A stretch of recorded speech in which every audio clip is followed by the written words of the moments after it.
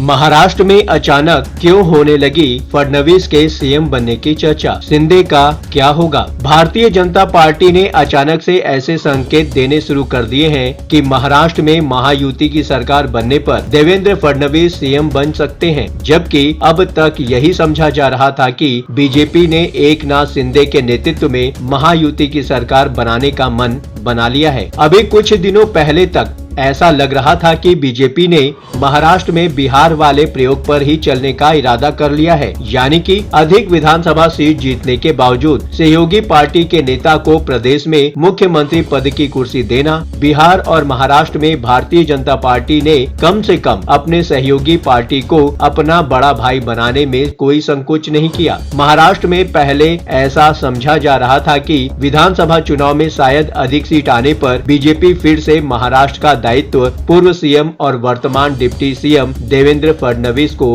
सौंप देगी। नमस्कार, आप देख रहे हैं न्यूज कॉल 24। देश दुनिया की हर छोटी बड़ी खबर सीधे आपके स्क्रीन पर। न्यूज कॉल 24 के खास प्रोग्राम बात की बात में आपका स्वागत है। बात समझनी है तो पूरी सुननी पड़ेगी। नई सोच और नए नजरिए को लेकर मैं हूं आपके साथ सुशील गिरीश। आज की दुनिया में गलत जानकारी और अफवाहें हर जगह फैल रही हैं। न्यूज कॉल 24 के परिवार का हिस्सा बने, चैनल को सब्सक्राइब करें और नोटिफिकेशन में जाकर बेल के आइकन को प्रेस करना ना भूलें। सच के साथ सच को समझने के लिए वीडियो में आखिरी तक बने रहिए। पिछले दिनों एक पीसी यानी कि प्रेस कॉन्फ्रेंस में प्रदेश के डिप्टी सीएम देवेंद्र फडणवीस ने यह कबूल किया कि महाराष्ट्र के सीएम एकनाथ शिंदे ही होंगे। इसके बाद राजनीतिक गलियारों में यह मानकर लोग चल रहे हैं कि हो सकता है कि एकनाथ शिंदे प्रदेश के अगले नीतीश कुमार बन जाएं। पर अचानक एक बार फिर से देवेंद्र फडणवीस के नाम का घोड़ा महाराष्ट्र में दौड़ने लगा है। शीर्ष भाजपा नेतृत्व और पार्टी कार्यकर्ताओं द्वारा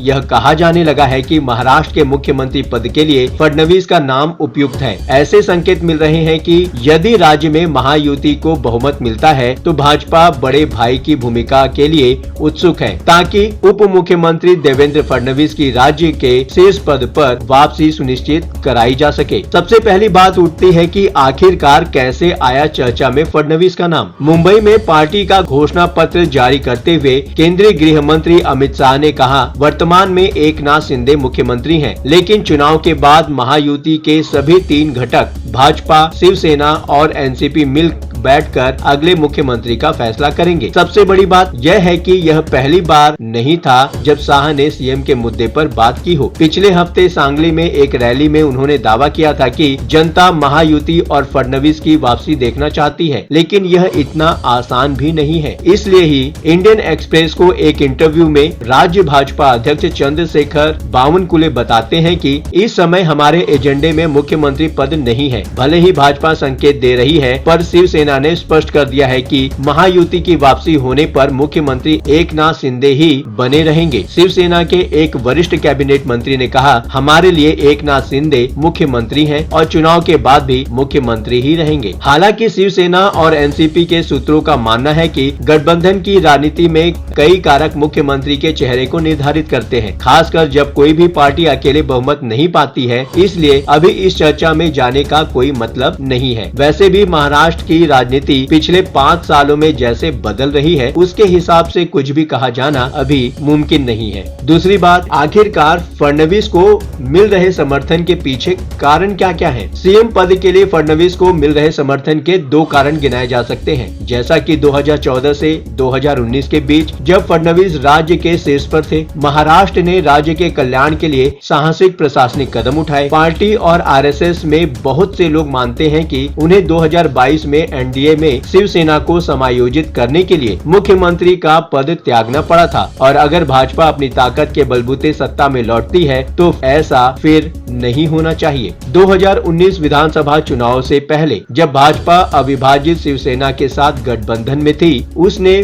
फडणवीस को मुख्यमंत्री पद के उम्मीदवार के रूप में पेश किया गया। उनके राज्यव्यापी जनादेश यात्रा के बाद भाजपा ने 105 सीटें जीत ली। इसके साथ ही बीजेपी सबसे बड़ी पार्टी के रूप में उभरी। जबकि अविभाजित शिवसेना 56 सीटों पर सिमट गई। बाद में उद्धव ठाकरे ने अविभाजित एनसीपी और कांग्रेस के साथ मिलकर सरकार बनाई। इस गठबंधन के विद्रोह के सूत्रधार के रूप में फडणवीस को देखा गया था। फडणवीस ने शिंदे को मुख्यमंत्री बनाने की पेशकश की और कहा कि वे सरकार में शामिल नहीं होंगे। बाद में उन्हें उप मुख्यमंत्री के रूप में शामिल होने के लिए पार्टी ने मना लिया। इन दो कारणों के चलते पार्टी में लोग चाहते हैं कि फिर से वो सम्मान दिलाया जाए। तीसरी बात, एनसीपी के रुख पर भी निर्भर करेगा मुख्यमंत्री का नाम। अजित पवार की राष्ट्रवादी कांग्रेस पार्टी ने अधिक सतर्क रुख अपनाया है। एनसीपी राज्य प्रमुख सुनील तटकरे ने दावा किया कि फिलहाल महायुति को सत्ता में वापस लाना ही प्राथमिकता है। सीएम जैसे बड़े मुद्दों को चुनाव के बाद शीर्ष नेतृत्व पर छोड़ देना चाहिए। दरअसल अजित पवार अपने लिए दोनों गठबंधनों में अपने लिए ऑप्शन तैयार रखते हैं। जिस तरह एनसीपी ने योगी आदित्यनाथ के बयान बटेंगे तो कटेंगे पर अपनी प्रतिक्रिया जताई है, उससे साफ हो गया है कि पार्टी बीजेपी के दबाव में नहीं है। यही नहीं, नवाब मलिक और उनकी बेटी को टिकट देने के मामले में भी एनसीपी नेता अजित पवार ने गठबंधन धर्म का पालन नहीं किया। इसके बावजूद भी वे महायुति में बने हुए हैं। बीजेपी यह जानती है कि अजित पवार के आने से गठबंधन को कोई फायदा नहीं हुआ है। लोकसभा चुनाव में सबसे खराब परफॉर्मेंस भी एनसीपी का ही था। इसके बावजूद जिस तरह बीजेपी ने एनसीपी के कई फैसलों के सामने हथियार डाले हैं, वो बताता है कि बेहतरीन सौदेबाजी अजित पवार ही कर रहे हैं। अजित पवार मुस्लिम समुदाय के मुद्दों पर इस तरह डटे रहे हैं कि चुनाव परिणामों के बाद बहुत आसानी से यह कह सकते हैं कि सिद्धांतों के आधार पर हम एवीए के साथ जा रहे हैं।